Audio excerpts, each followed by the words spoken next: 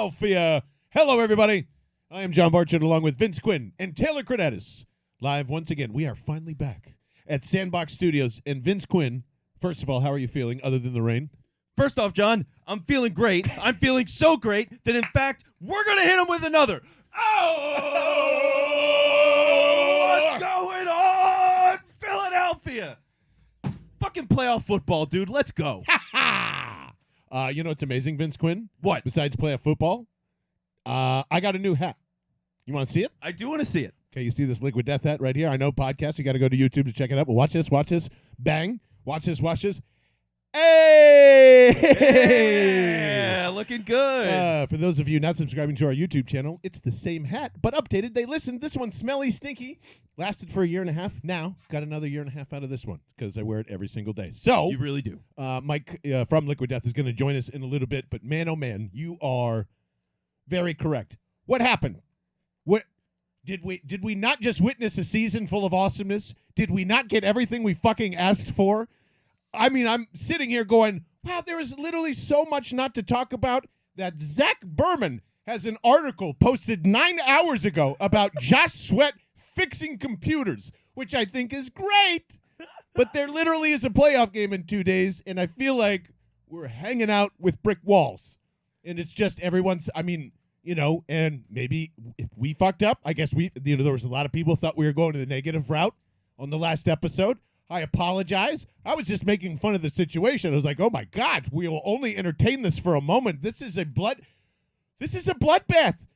Get out the champagne, get out whatever you need. This is over, baby. We are rolling right across these guys, and I don't even give a shit if it's 20-17. What? Give me the nail-biting 19-18.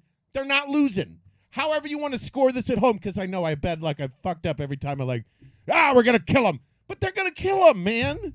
We're talking about fucking pizza, computers, everything but this game this week.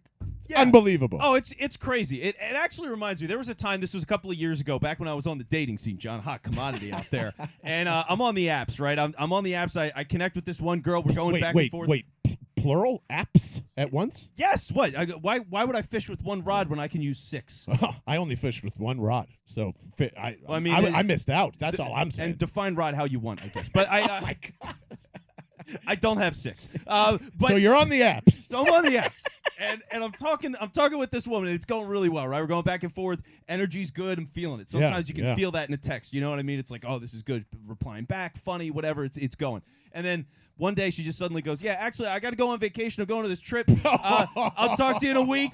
And I was like, I know where that's going. Oh, shit. All right. And then I shoot her a message like a couple days after she's back. And I'm like, hey. And it was just, the heat was gone. The heat was gone. Totally fire extinguished. And that's what happened here. Like, we went from, holy shit, fuck everybody. This team can't lose. Best team in the league. Josh Allen eats shit. Patrick Mahomes eats shit. We're going all the way to like, oh, there's this game against the Bears. And Lane's hurt. And, you know, Josh Sweat is hurt. And Jalen's hurt. And, oh, this game against the Giants. And Gardner Minshew sucks. And, it's just this. Oh, and now we have a bye. Just hanging out. Now and who are you blaming on this? Who are you blaming? Everybody. I mean, it's everybody's fault. All the bad things came together to a point where I think we've forgotten how hot and bothered we were. That's like, you kidding me? Need a little romance back in our life? Yes, we need. Yes, and this is romance. I mean, this is going to be sweet, passionate football lovemaking on a Saturday night, baby. There's nothing better than you can ask for. Getting a division rival, looking them in the eyes, and going, "I own you." Yeah, like, and everyone is drinking for at least 12 straight hours. From 8 a.m. until 8:15, it's going to be at least a quarter to a 33% of the fan base that's just going to be. Can you envision in your mind Daniel Jones with a hostile crowd? And let's be honest here, it'd be great to have they announced what kind of uniforms they're wearing yet? No. I mean, if this isn't the blackout.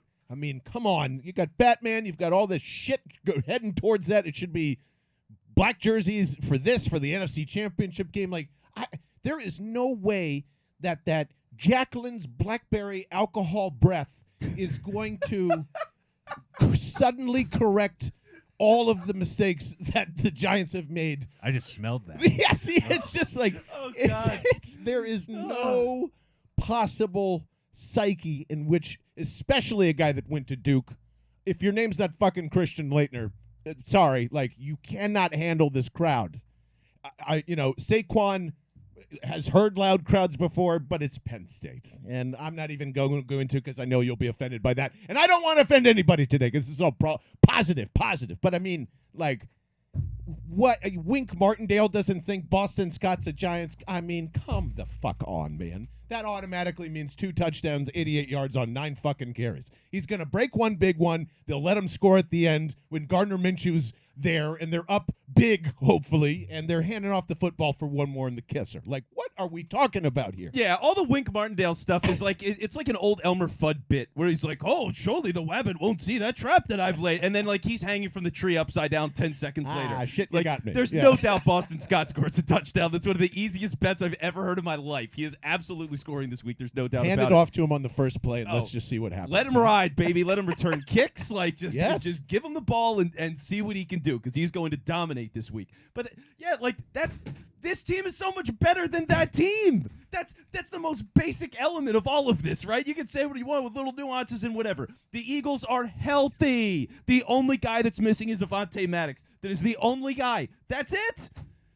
There's no teams that There are is this kind a of healthy. Full practice, Lane Johnson, as of Thursday at 5:05 p.m. There is Jalen Hurts not even on the fucking report anymore, which, yes, you should have started Gardner in the last one. It wouldn't have mattered. No, it doesn't. That's what I'm saying. It's all gone. That shit's done. It doesn't exist over here, you momentum fucks. Jesus Christ. This is it's over. And like our good friend Chris Wood, shout out to you, man. You are an amazing person. That's why he's just chilling on our Discord. He says, "Hey, I'm gonna be in media today. Do you want to have lunch?" Shout out Tom's Dim Sum. It's still in my belly. Oh, It's yeah. delicious. It's over. There's not like you don't play fucking Yeah, you won the games. simultaneous- You got through. You got the one seed. right. It's already there, and that was the same thing because Chris was talking about in the way of like, oh, beating a team 3 times, which we joked about last episode. It's Yeah. ridiculous. And the whole point is, it's like, all right, well, you won the first game and you won the second game. Are they the better team than the Giants? Yes. Are they playing at home? Yes. Are they well rested and completely healthy?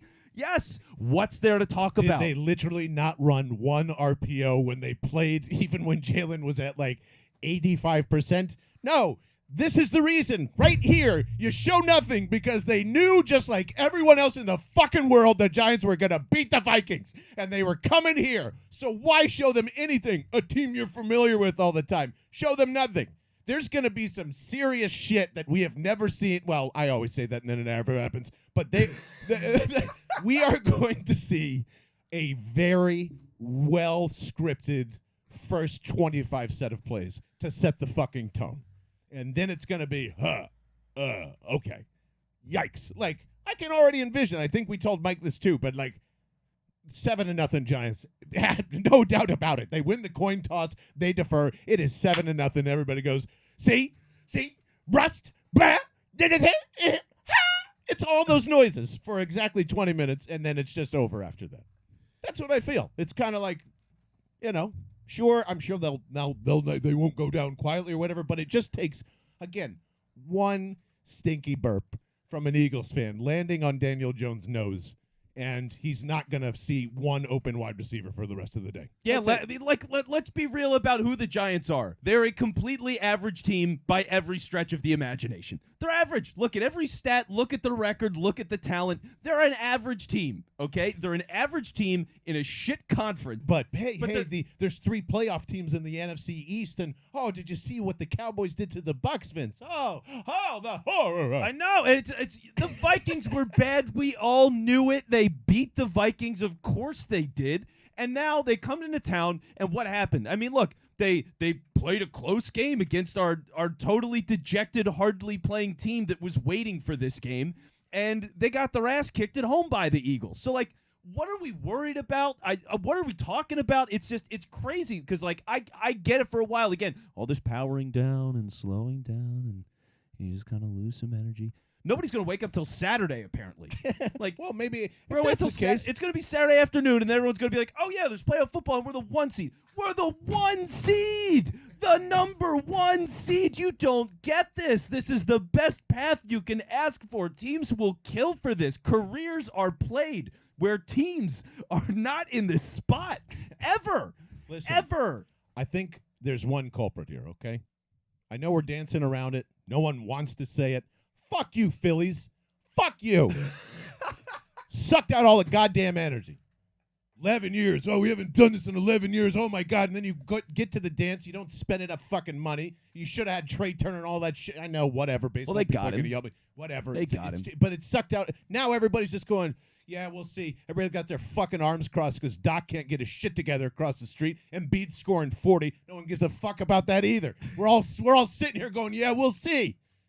Yeah, we'll see. Yeah, we'll see what? Giants fans are painting their fucking cocks blue in hopes of, like, this will work. And that's actually happening. That is great. A true thing that an old man said on a television station. It's going across Twitter. I can't believe my eyes and ears. What am I? Well, I hope your eyes aren't seeing Yeah, that. yeah, I mean, my God. Oof. Oh, man. Anybody's getting in the DMs with that, you haven't just Jesus. Wow. Reported immediately. I feel sick to my stomach that's the stories leading again. Josh Sweat's computer, Lamar's situation, old guy painting his balls blue, or whatever it is. That's what this going week like, is. Hey, yeah. Just wait. Eagles, be wary. My goodness. And you know what else is ridiculous, too? The other thing is pizza. We're fucking sitting here talking about pizza as a thing. Because New York, by the way, New York has really shitty pizza. It just has mass quantities of it, okay? You can't do that. It's better here, and Yeah, it's that's better a in New lie. Jersey. You can't That's do not a that. lie. Well, let's get somebody that knows about this stuff and what they've eaten ridiculous at late nights, and the man responsible for giving this hat and that really fucking cool sweatshirt to So fuzzy. Vince Quinn. It's so fuzzy. It's so good. Mike from Liquid Death Pizza, help us out here, bud. Well, one question I would have: does Pizza Hut have a brand deal with Nick Sirianni? Like I can't imagine like somebody is publicly talking about not just the brand, but a very specific product that clearly they push in commercials. Like, oh yeah, I'm enjoying a Pizza Hut stuffed crust pizza with the whole team, and it's so bubbly, delicious. I don't know. He probably doesn't. Maybe he does. Maybe it's just like a coincidence. He's just eating Pizza Hut. But I tend to look at who benefits most from this, Pizza Hut.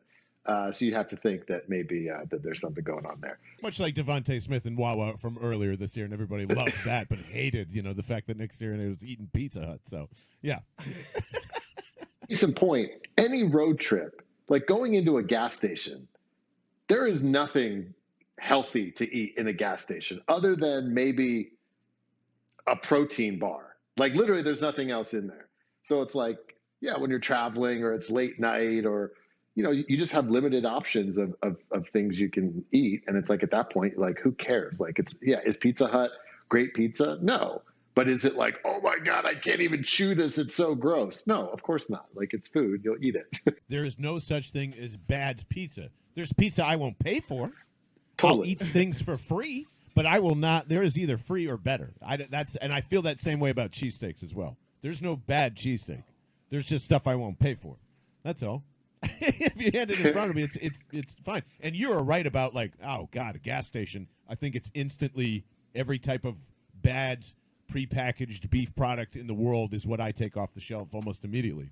So I completely get it. But can you remember the worst thing you've ever eaten or like something sinful you've ever done with food and you would be embarrassed to share it with a bunch of people? Yeah. Well, I mean, I guess it's not that embarrassing. So in my first job in advertising, I worked for an agency in Boulder, Colorado called Crispin Porter and Bogusky. And they were the ones who did all of the, remember when Burger King brought the King back and it was the creepy King? Yeah. Like years ago. Yeah. That was them. They were the ones who revived Domino's Pizza. Like they invented the pizza tracker that Domino's still uses now. And when the guy admitted that their pizza was bad and they were, so you work at this agency and you're working like 80-hour weeks. And literally at your disposal is free Domino's, free Burger King. So literally for like the course of like 3 months, like I never left the office and all I ate for months was Pizza Hut or Domino's and Burger King.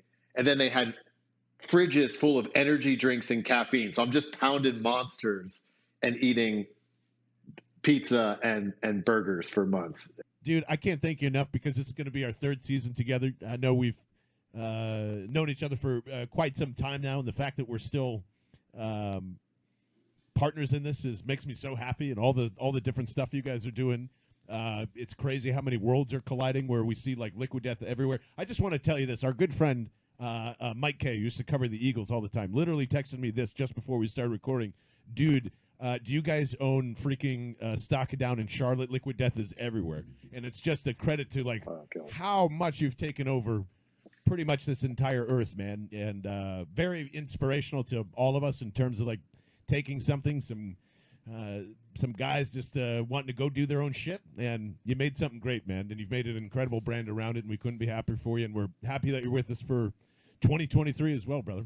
No, appreciate it. Yeah, I mean, that was like I think we've talked about this before, but yeah, that was the whole point of Liquid Death. It's kind of like Red Bull. It's at the end of the day, Red Bull is an entertainment company that monetizes via beverages, and that's kind of what we're trying to be, an entertainment company. We want to go support cool people who are entertaining people, whether it's you guys on a podcast or it's comedians or all the stuff that's not just skateboarding and snowboarding, action sports stuff that all the energy drink companies own, and kind of who gives a shit at this point.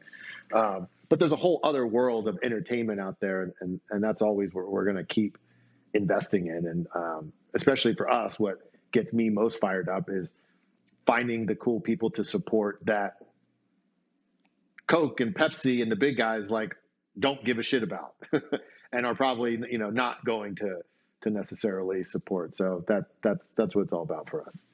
Yeah, and as always, the number of the line of beverages kind of keeps growing, and we're looking forward to whatever direction you're going with that. But I'm going to tell you right now, if you ever take the severed lime off the market, I'm going to knock on your door and slap you in the face. It's that good. I'm that addicted to it. It's all staying. No, lime crushes. Lime crushes. It's good.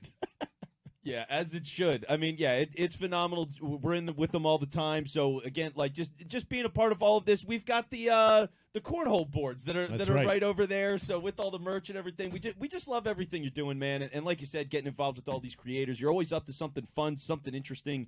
Now the whole big thing is working with the merch and seeing the Martha Stewart candle with the severed hand on the can and all that. Like you're just always up to so many fun things, which is why whenever we get the chance to catch up with you, like, what have you been up to? What have you had fun doing lately? Last time we talked to you, or maybe it was 2 times ago, you had a skateboard with Tony Hawk's blood.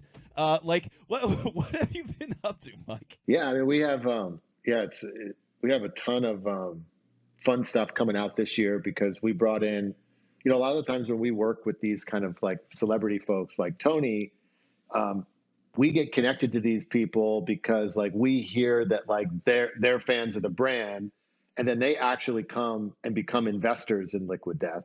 And then we do kind of fun content stuff with them. So, recently we brought on Whitney Cummings, the comedian. She's now kind of part of the Liquid Death circle. Tom Segura, now part of the Liquid Death circle. So we're going to be doing fun, ridiculous video things with folks like that. Travis Barker, we actually got on our side too. So we're going to be shooting a really fun thing with Travis in a couple weeks. And then I don't know if you guys know, the first like mainstream athlete that we've brought on board in a deal is Jalen Green, the basketball player. No kidding. I had no idea. That's amazing. Yeah, for the Rockets. Yeah, because he went right from high school to the NBA, and in high school he was all about Liquid Death, and he was wearing our merch and posting about it. So we were like sending him stuff, and he was just stoked to get stuff. And then when it came time, he goes to the NBA. Now he's repped by one of these big agents and stuff. And, he could have probably signed a huge beverage deal with like fucking Gatorade or someone, and he wanted to be with Liquid Death. So really cool. And we'll start to do some cool stuff with him too. Mike, couldn't thank you enough for joining us today. Always love having you on, man. Awesome. No, appreciate it, guys. I'll be looking for that hat. Forgot to mention the really cool Koozies and all the other stuff that's happening here. Unbelievable that they are where they are, and so proud again that they're with us for this year. But yeah, man, I mean, I don't know. I feel as though we're going to get there, just like you said. Everybody's going to wake up rosy on a Saturday morning and feel good about it, and I don't know. I don't know what that thing is. Is it – I even hate to say this. Is it very possible that people still aren't on board with – it's not that they're aren't on board with Hurts, right? I mean, I feel like that's still way a thing, and no one is really saying that either. Yeah, we saw this last time. I think it's just the Taylor even said it. Like it's the shitty game from the Giants. It's been hanging around for 2 weeks. Everyone keeps bringing up the fact of how they got crushed in the playoffs when everybody was kind of feeling themselves with the momentum last year, and we were doing it too, and you know, we got crushed for it, and rightfully so. But I don't know. Is that what it is? Are we afraid that Jalen Hurts is this big fucking mirage and he's going to show his ass against the Giants or something? No, I'm way more worried about Sirianni showing his ass. Well, yeah. You think we got a Colts situation here, boys? I think there's another player that's played terribly the last 2 games. Is it John's favorite player? Yeah, and my favorite. Sanders? Yep, that's the guy. Because he's been kind of just He's been bad. Kenny Gainwell's The outplayed him a couple of games. And Well, granted, he's been hurt. He's also been hurt. He's also campaigning Howie to let him stay. Yeah. So that's yeah. Good luck with that. I wish him Derek the best Barnett of luck. outlast Miles Sanders? Question? Oh Oh, God. yeah, let's go. Yeah, don't get Taylor that excited. Yeah. Man, but yeah, all that's just happening. But look, honestly, it doesn't matter. I really think Sirianni coaches a bad game. They come out slow. Everything sucks, like I was saying with Mike. Slow start, great second quarter, all Yep. that. I'm not worried about it. They have a fumble. I'm not worried about it. Like, the Giants they're not a good turnover team in terms of generating turnovers. Like, that should not happen. The Eagles have had a lot of problems with that lately. I don't see that being the case. Now, they hold on to the ball, but again, they're not good enough. They're not good enough. And if this gets into a foot race and a game where Daniel Jones has to pass consistently to win this game with those awful receivers that he's got, they're not winning this game. No. They're not even remotely close. So that's the thing that I keep focusing on. I don't really see – you were talking about 1% the other day with you and Dallas and San Francisco, which I think is ludicrous. I'm actually starting to feel more by the day that Dallas is going to win that game. I'll make you feel a little But- happier. I'm actually changed my mind. You want to hear what the percentage is Oh, now? baby, lay it on me. 0.5%. How about that? Same chance that you're giving the Giants here. You're a criminal. Yes, but that is accurate. That is accurate. I don't see the Giants having any reason to win this game. I don't know what people are worried about. I think again, a lot of this football fan stuff, what happens is you're so reactionary to everything that's been presented to you that you don't get excited until you see it happen on Sunday. In this case, Saturday. I see it happening on Saturday. I see it. I know it's coming. I know what this team is. Look, Lane Johnson out there, it's just a world of difference for this team. It's been from the moment he got here. Whenever he misses games, they lose. It's just what happens. So he's back. Jalen is back. He's going to run. Josh Sweat is back. Like, all those things are here. I'm ready, man. Yeah. I'm ready. I've been waiting since March for this. I've been waiting forever for this. It's finally here. We're watching a great team with a home playoff game against a bad division opponent. Let's fucking go. Oh, you've been waiting since March, huh? Oh, you've been waiting since March for this, huh? Taylor, hit the fucking lights. Waiting and waiting and waiting for the right moment can feel like forever. And this probably has to some of you. But for me, I've been waiting for this since 2020. Since Jalen Hurts was here when we were all freaking out on draft night, and I was one of you. But this was not a mistake. This has never been this grandiose, we're being smarter than the average NFL team and we're just trying to get our name in the headlines. This was a plan. And this plan continues to work, continues to mold with A.J. Brown, with Howie Roseman and Jalen Hurts defying the world to say, bring Russell Wilson in here and you'll be a championship team. And yet, we stand here today, a #1 seed, with 14 fucking wins, and pointing at the rest of the world saying, come get some, because the road to victory comes through Philadelphia. There is no underdog anymore. We are the dogs. D-A-double-G, and we're coming for every single fucking one of you that doubted that we would ever not be here. Between Lane and Kelsey and AJ, you only need 3 motherfuckers to take over the world, and we've got 53 of them coming for all of you. Get ready, New York. You can stand on our shoulders, but you'll never be Philadelphia. Let's go, baby. The road to victory starts on Saturday. 12 hours of hate, of pain, and misery is coming to you, baby. Let's go!